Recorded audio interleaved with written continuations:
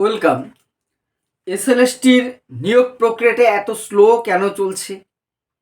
আর এই যে কাউন্সেলিং যেটুকু বা হয়েছে, তাদের কি মনে হচ্ছে আগামীকাল 2 তারিখেই অনেককে ডেকেছেন ওই আপনার যে পিবিআর জমা দেবার জন্য অ্যাপয়েন্টমেন্ট দিয়ে দেবে, বা তারা 3-4 তারিখ ছুটি আছে দোলে, তারপরে 5-6 তারিখ চাইলে স্কুলে জয়েন করতে পারবেন। অনেকে হয়তো এটা এরকম ভাবছেন। আমি গত দুদিন দুটো ভিডিওতে বলেছি যে একটা নির্দিষ্ট স্ট্র্যাটেজি নিয়ে কিন্তু এসএসসি চলছে। এটা স্লো করার পেছনে সেটাই একমাত্র কারণ, তার বাইরে ছোটোখাটো কারণ থাকতে পারে। মূল কারণ এটা একটা স্ট্র্যাটেজিক্যালভাবে চলছে এসএসসি। খুব দ্রুত নিয়োগটি কিন্তু হবে না। একাদশ দ্বাদশও এরকম ঝিমিয়ে ঝিমিয়ে ঝিমিয়ে ঝিমিয়ে চলবে। তারপরে নবম দশম অনেকে ধৈর্যচ্যুত হচ্ছেন, আমি বলবো ধৈর্যচ্যুত হবেন না। আসল কারণ যেটা, এসএসসি চাইলেই অতি দ্রুত নিয়োগটা করতে পারে, কিন্তু সমস্যাটা যেটা হবে 2016 যোগ্য শিক্ষক শিক্ষিকাদের সাথে সাথে মানে যারা কোয়ালিফাই করেছেন এবারে, তার বাইরেও কিছুজন কিন্তু কোয়ালিফাই করেননি। তাদের নিয়ে একটা সমস্যা তৈরি হয়েছে। কারণ সেই তাদের কি হবে? আজকে 31 আগস্ট পর্যন্ত কিন্তু আপনার যে এক্সটেনশন করেছে সময়টা সুপ্রিম কোর্ট, এসএসসি বা শিক্ষা দপ্তর সেটা চেয়ে নিয়েছে। এই যে সুপ্রিম কোর্টে হলফনামা দিয়ে যেটা জানিয়েছিল স্কুল সার্ভিস, যে এই তারিখের মধ্যে ওই 15ই জানুয়ারির মধ্যে কমপ্লিট করে দেওয়ার কথা ছিল 11-12, দেখেছেন করেননি। কারণ এসএসসি জানে এ নিয়ে কেউ সুপ্রিম কোর্টে যাবে না, সাধারণত গেলেও তারা একটা কথাই বলবে, আমরা অনগোয়িং প্রসেস চলছে, 31 আগস্টের আগে আমরা শেষ করে দিতে পারবো। আদেও দেখুন নবম দশমটা মাঝখানে ভোট আছে, কতটা পারবে সেটা নিয়ে সন্দেহ রয়ে গেছে। হয়তো আবার সময় যাতে আরেকটু বৃদ্ধি করা যায় তার জন্য আবেদন করতে পারেন, আবার নাও পারেন। এবারে সমস্যাটা যেটা বলছিলাম, যে দেখা গেল এই যে যারা আজকে মানে আপনার যে ভেরিফিকেশনেরও কল পাননি, যে সমস্ত ইনসার্ভিসরা, তাদের চাকরিটা কিন্তু চলে যাবে যদি আজকে সেই পোস্টেই কাউন্সেলিং করে অন্য একজন টিচারকে অ্যাপয়েন্টমেন্ট দিয়ে দেওয়া। ধরুন আমি 16 সালের একজন শিক্ষক বা শিক্ষিকা, আমি রয়েছি, আমি একটা স্কুলে রয়েছি।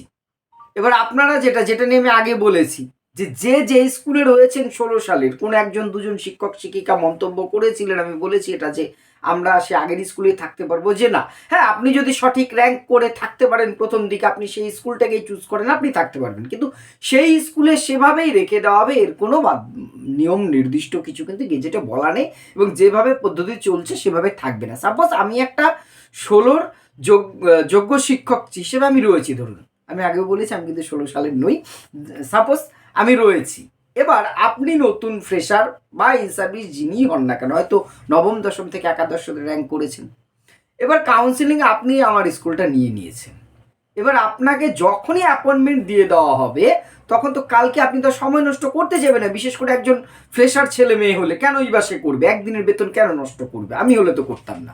এবার তিনি এসে তো যোগদান করতে চাইবেন, এবার আমার স্কুলটা, আমার পোস্টটা তিনি কাউন্সিলিং করে নিয়েছেন, খুব স্বাভাবিকভাবেই তখন কিন্তু আমার সে যোগদান করলে আমার চাকরিটা চলে যাবে, এটাই স্বাভাবিক।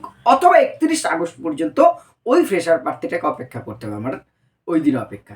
এবার আমি যদি কোয়ালিফাই করি, তাহলে আমি আবার একটা স্কুলে কাউন্সিলিং করে নিয়েছি, অ্যাপয়েন্টমেন্ট পেয়ে গেছি, তাহলে আমি সেই স্কুলটায় যেতে পারতাম।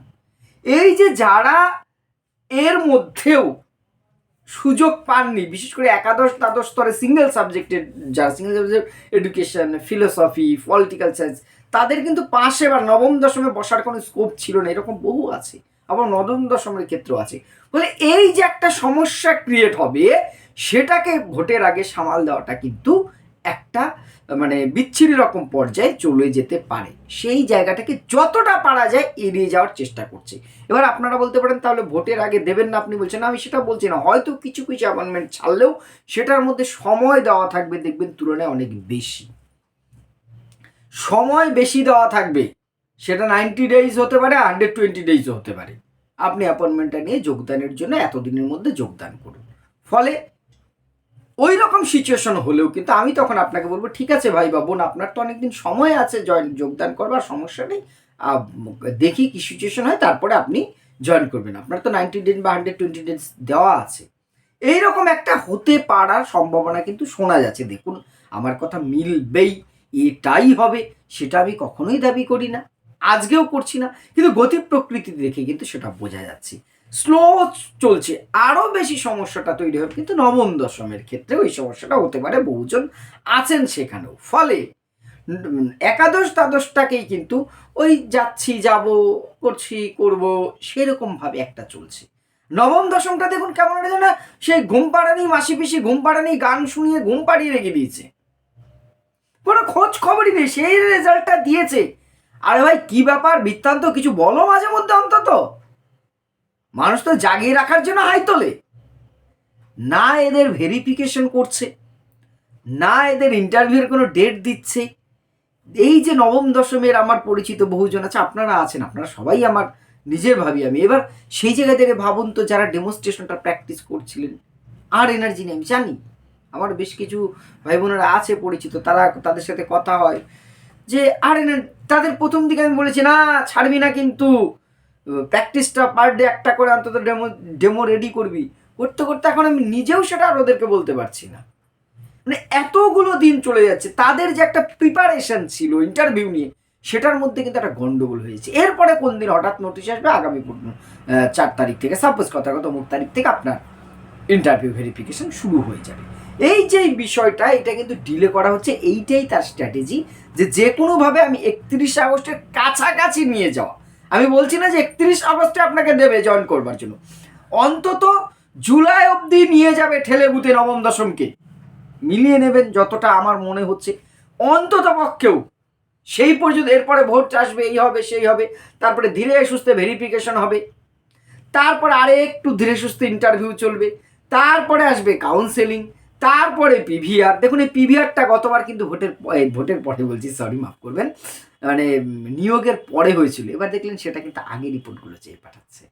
প্রসিডিউরটা এইবার আমার মনে হচ্ছে, যেটা হয়তো বললো পিভিআর জমা দিলেন, পিভিআরটা ভেরিফিকেশনটা আগে হবে, পরে নিয়োগ হবে, তারপরে বলবে মেডিকেল। এইবার আপনি কি দেখছেন, প্রসিডিউরের মধ্যেই রয়েছে।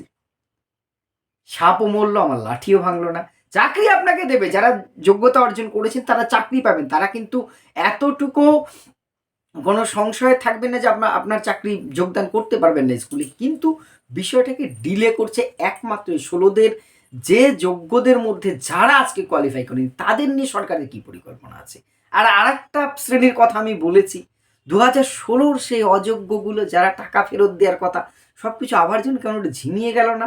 8% সুদ দিয়ে টাকা ফেরত দেওয়ার কথা ঝিমিয়ে গেছে, কেউ হয়তো আমরা সেগুলো আর খেয়াল করছি না। মানে তাদেরকে বাঁচাতে যেই তো এত কিছু হচ্ছে, এই তারাও দেখুন ঝিমিয়েছে। তারা কিন্তু কেউ কাউকে আর সেই আমি তোকে টাকা দিয়েছি চাকরি গেল টাকা ফেরত এই সমস্ত বিষয় টিষয়ের মধ্যে নেই। জানি না তাদের সাথে কি বোঝাপড়া কার হয়েছে, অনেক কানাঘুষা অনেক কিছু শোনা যায়, সেটা আলাদা সাবজেক্ট। কিন্তু আপনাদের নিয়োগটা হবে এটা নিয়ে কোনো সন্দেহ নেই। নবম দশমের যারা আছেন, যতটা মনে হচ্ছে ভোটের আগে আপনাদের ইন্টারভিউ হওয়ার কিন্তু কোনো সম্ভাবনা দেখছি না। হয়তো বা ভেরিফিকেশনটা কিছুটা শুরু হতে পারে, তাও যদি ভোট ইমিডিয়েট ঘোষণা হয়ে যায়, সে প্রক্রিয়াটাও পিছিয়ে যেতে পারে। কারণ একাদশ দ্বাদশের মেজর কাউন্সিলিংগুলোই এখনও বাকি আছে, আর কাউন্সিলিংয়ের পরে ভেরিফিকেশন। আর 8 তারিখ পর্যন্ত, 8 তারিখে যেহেতু আরও একটা পরীক্ষা রয়েছে, আজকে সি হয়েছে, আগামীকাল ডি আছে আগামী দিন, সেটা না হওয়া পর্যন্ত কিছু হচ্ছে না। এইভাবেই কিন্তু নিয়োগটাকে এই জন্য এত শ্লথ গতিতে চলছে। হতাশ আপনারা হবেন না, জানি ধৈর্যের বাদ অনেকেরই ভাবছে, কিছু করার নেই। সিস্টেম, আমরা সিস্টেম পাল্টাতে পারবো না, আমাদের নিজেদেরকে বেঁকিয়ে চুরিয়ে সেই সিস্টেমের ভিতরে ঢুকে যেতে হবে, এটাই এখনকার নিয়ম। যাই হোক, আপনাদের মতামত অবশ্যই কমেন্ট বক্সে জানাবেন। ধন্যবাদ।